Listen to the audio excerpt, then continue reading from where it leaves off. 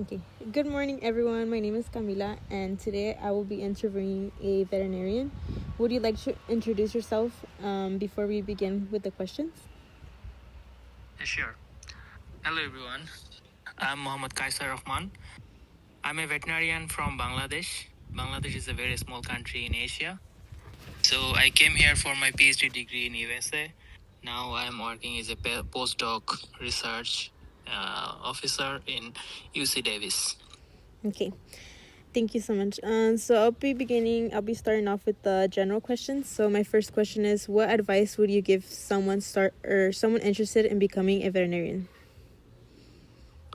So veterinary profession is a very respectful profession, what I think. Mm-hmm. But if someone want to become a veterinarian, it's not that much challenging.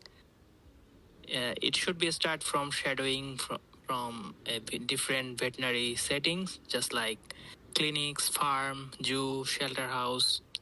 So some encouragement will come from those shadow. Okay. Thank you. Yeah. My second question is, what are the most essential qualities a future veterinarian should develop during their education? I think the most essential qualities should be compassion, critical thinking, communication, and adaptability.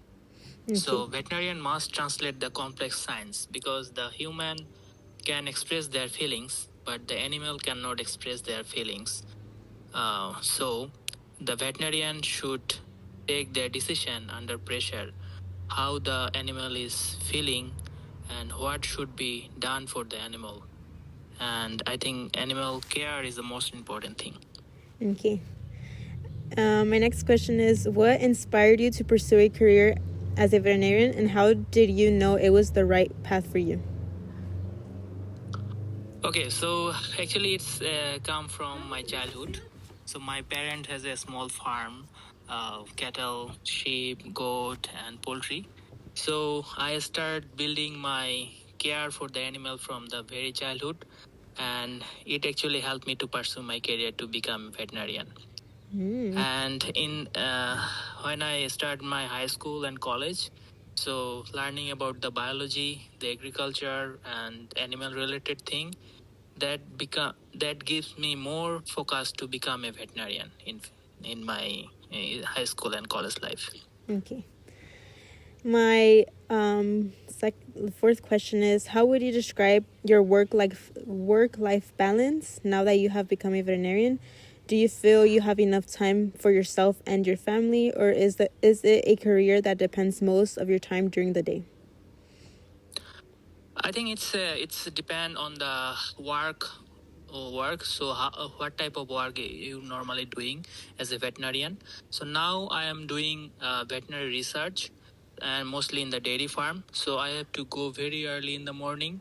Sometimes it's really stressful, but um, if you become a clinician, you can manage your time, and I think it's very possible to achieve the work-life balance with the time management, boundaries, and the work or right workplace culture. Okay. And so now I'll be asking you science questions. So my first question is, what was a situation where knowledge of an animal behavior helped you better understand a medical issue?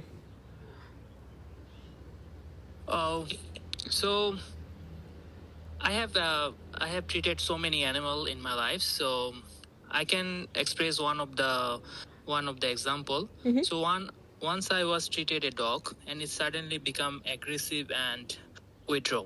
So we did not understand the diagnosis, what kind of diagnosis would be the dog for the owner, because it was very tough for us. We don't know how it's actually happening and what actually happened to that dog. And there was salivation from his mouth. And everyone suspecting it might be a bacterial or viral infection. But suddenly, his aggressiveness become more ferocious. He wants to bite. And that time I was thinking maybe it's depend on the rabies virus. Then we collected the saliva, we tested for the rabies virus, and we found that it was by the rabies infection. So sometime animal behavior will help you to understand the diagnosis for the animal.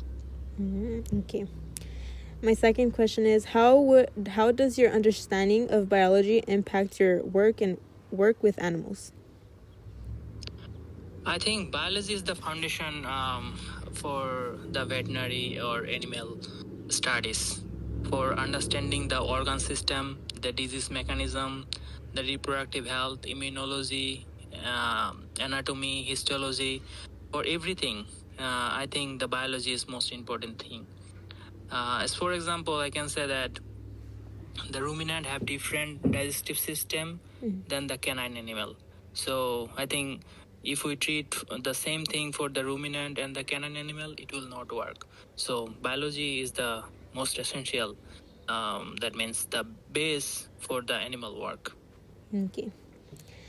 My third question is can you give an example of how science helped you resolve a complicated case?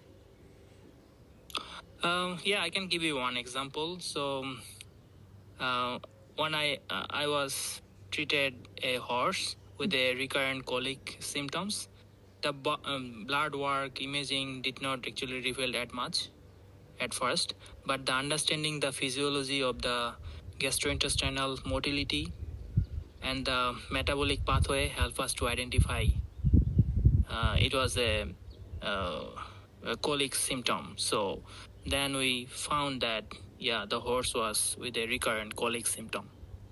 Okay. And my final question is how does genetics play a role in veterinary medicine, for example, when diagnosing inherited conditions? Uh, Genetics is play a very important role.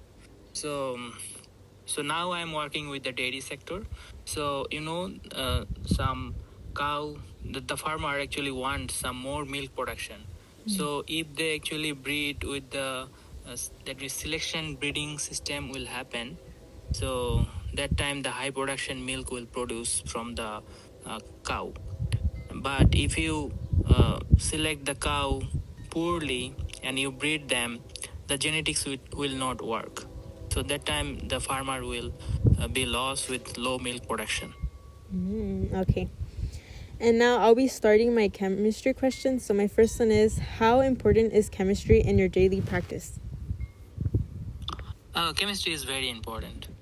Whether you are calculating drug doses, interpreting the lab results, or understanding the how disease actually affect the organ function, everything the chemistry is involved.